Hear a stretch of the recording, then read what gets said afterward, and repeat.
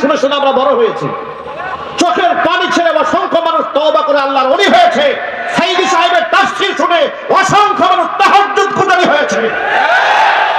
সন্দেহ আছে আপনাদের? সন্দেহ আছে আপনাদের? জাতির এই শ্রেষ্ঠ সন্তান যখন, ভালো করে শোনেন, এই শ্রেষ্ঠ সন্তানকে যখন মিথ্যা মামলা দিয়ে জেলখানায় ঢুকায় দেওয়া হলো, জুমার খুতবার মধ্যে তার জন্য একটু দোয়া করেছিলাম যে আল্লাহ এই মাজলুম আলেমকে তুমি হেফাজত করো। কেন দোয়া করলাম সাইদি সাহেবের জন্য? আমি গেলাম মানিকগঞ্জ মাহফিলে, আমার নামে কোনাবাড়ি থানায় মামলা হয়ে গেল, কোনাবাড়িতে আমি গাড়ি পুরাইছি, আমার নামে মিছিল হলো কোনাবাড়িতে, মাদানির চামড়া তুলে নেবো আমরা। আজকে সেই সমস্ত কুলাঙ্গারদেরকে দেখতে চায়, আলেমদের চামড়া নিয়ে যারা তামাশা করতে চাও, আমার টাকায় দেখো বাংলার জমিনের দিকে তোমাদের চামড়া তুলে নেওয়ার লোকের অভাব নাই, কথা বলতে হবে।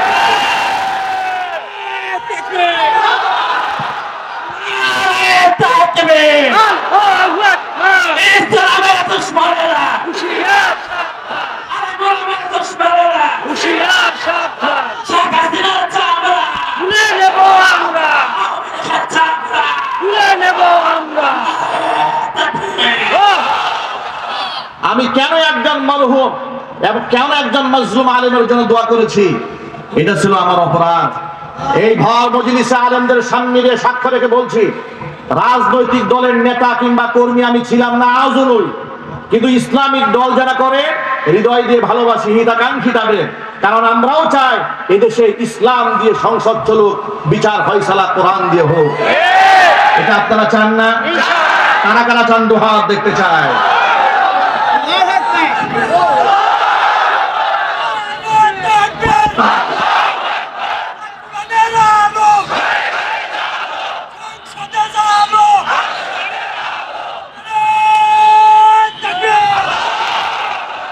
আপনাদেরকে বার্তা দিয়ে দেই, এরপরে আমার পুরা মসজিদ পুলিশ দিয়ে ঘেরাও দেওয়া হলো।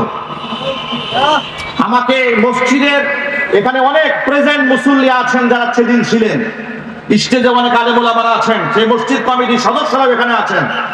এরপরে সেখানে বলা হলো যা মাদানী সাহেবকে বাহিরে আসতে বলেন। মুসল্লিরা বলল কেন বাহিরে যাবেন?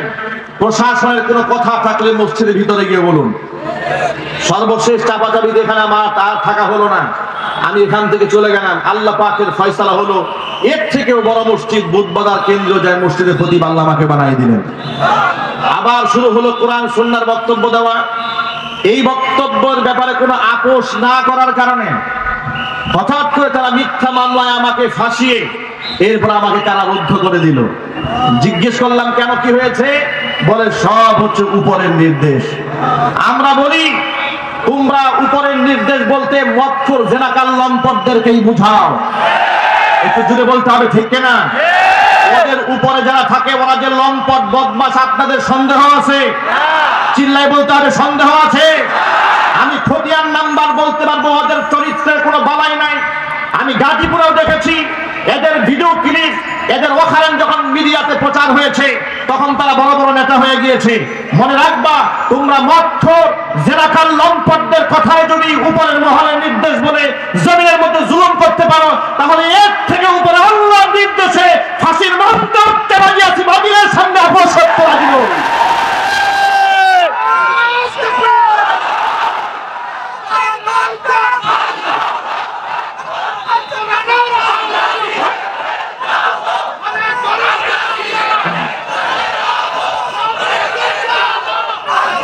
শোনেন শোনেন, ঠান্ডা হন। এমন ইতিহাস আমরা যদি বলা শুরু করি, এটা তো আমি একজন ছোটখাটো মাজলুম, আমার চেয়ে এই যে বড় মাজলুম এসে হাজির হয়ে যাচ্ছে। আল্লামা খালেদ সাইফুল্লাহ আইয়ুবী হাফিজাহুল্লাহ, আল্লাহ পাক তার নেক হায়াত দ্বারা সরে চিৎকার দিয়ে আল্লাহুম্মা আমিন। তিনি ইতোমধ্যে মাহফিল মঞ্চে এসে উপস্থিত হয়েছেন। তাকেও বছরের পর বছর, মাসের পর মাস তাকে কারারুদ্ধ করে রাখা হয়েছে। একেবারে হাত ভেঙেছে, হাতের মধ্যে রড ঢোকানো, সেখানে পুষ পর্যন্ত বের হয়ে গেছে কারাগারে, এরপরেও জামিন দেওয়া হয় নাই। এইভাবে আলেমদের উপর নির্যাতন চালানো হয়েছে একের পর এক। এই বসেন। সুতরাং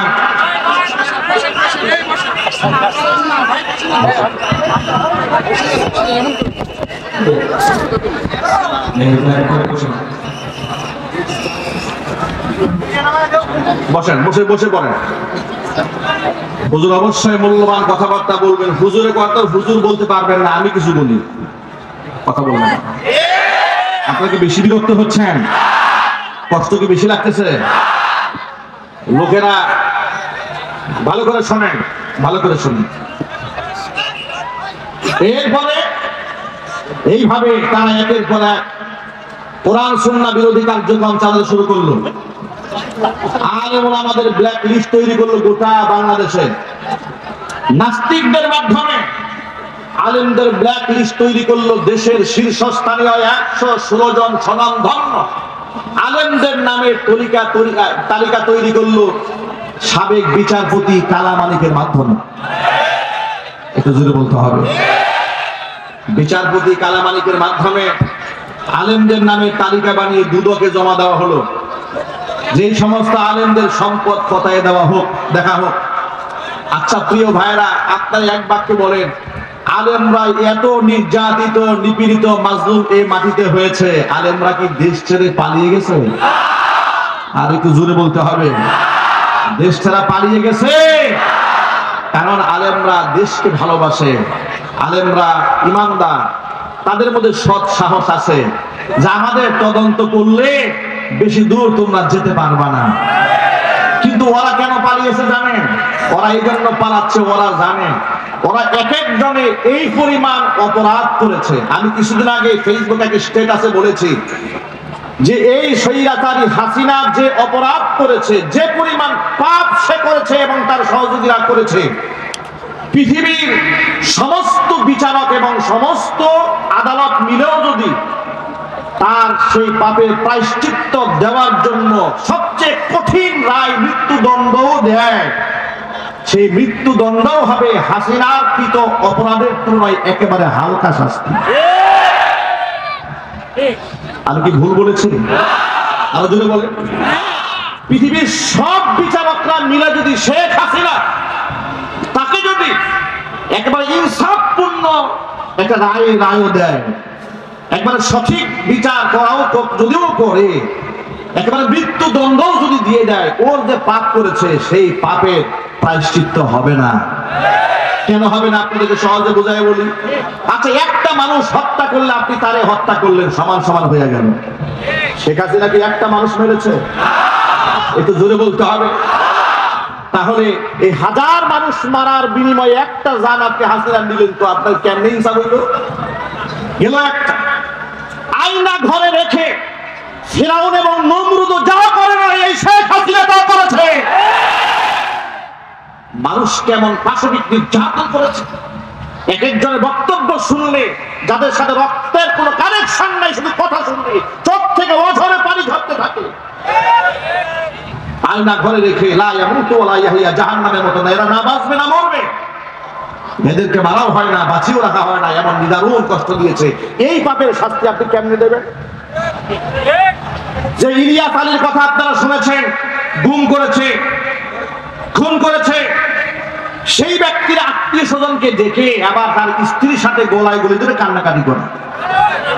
এত বড় অভিনেত্রী গোটা জাতির সাথে সারা জীবন তসবিহ নিয়ে হিজাব পরে তামাশা করেছে, নাটক করেছে। কোরআন কারীমের ময়দানগুলোকে তারা কলঙ্কিত করে ছেড়ে দিয়েছিল। একে জামাত, একে শিবির, এ তালেবান, এ জঙ্গি, এ রাজাকার, এ আলবদর, এক একজনকে শায়েস্তা করার জন্য এক একটা হাতিয়ার তারা গ্রহণ করেছিল। আল্লাহ পাকের লানত ওদের উপরে এমন ভাবে বর্ষিত হয়েছে, মরহুম সাইদি রাহিমাহুল্লাহ সেই কথাটাই মনে পড়ে, সময় আসবে এমন ইঁদুরের গর্ত পাবা না পালাবার জন্য। তাই হয়েছে, ওরা ইঁদুরের গর্ত পাই নাই পালাবার জন্য। কথা বলা মুসলমান ঠিক কিনা বলে। সুতরাং আপনাদেরকে অভয় দিয়ে বলি, অভয় দিয়ে বলি, কোরআনের ময়দান আল্লাহ পাক আমাদের জন্য ওপেন করেছেন। যতদিন এই পৃথিবী থাকবে, জমিন থাকবে, কোরআনের ময়দান উন্মুক্ত থাকবে ইনশাআল্লাহ বলেন।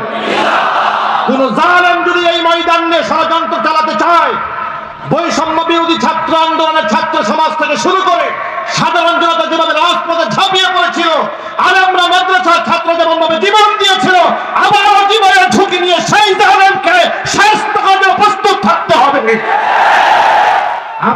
রাজি আছেন? কারা কারা রাজি আছেন? দুই হাত দেখতে চান।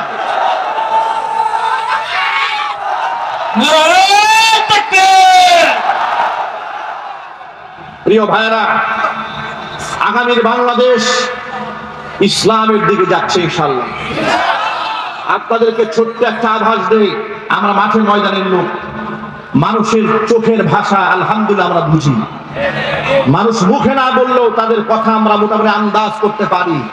টেকনাফ থেকে তেতুলিয়া, রূপসা থেকে পাথুরিয়া পর্যন্ত দৌড়ে এদেশের মানুষের হৃদয়ের ভাষা যতটুকু বুঝতে সক্ষম হয়েছি, তারা এই দেশে আর কোনো তন্ত্র মন্ত্র দেখতে চাচ্ছে না। তারা এখন খেলাফত দেখতে চাচ্ছে, কোরআনের রাজ এ মাটির মধ্যে তারা দেখতে চাচ্ছে। চাঁদাবাজ যাবে, চাঁদাবাজ আসবে, মাস্তান যাবে, মাস্তান আসবে। এই ধরনের শাসন ব্যবস্থা এই দেশের মানুষ আর দেখতে চায় না। আর কোন জেনাকার লম্পটের পেছনে দেশের মানুষ দৌড়াবে না, কোন সুদখোরের পেছনে দৌড়াবে না, ঘুষখোরের পেছনে দৌড়াবে না। যারা ফ্যাক্টরি দখল করে, হল দখল করে, টেন্ডারবাজি করে, চাঁদাবাজি করে, এদের পেছনে মুসলমান আর দৌড়াবে না। আলেমদের নেতৃত্বে আল্লাহর কোরআনের রাজ কায়েম করতে প্রস্তুত হয়ে গেছেন। দুহাত দেখতে চায়।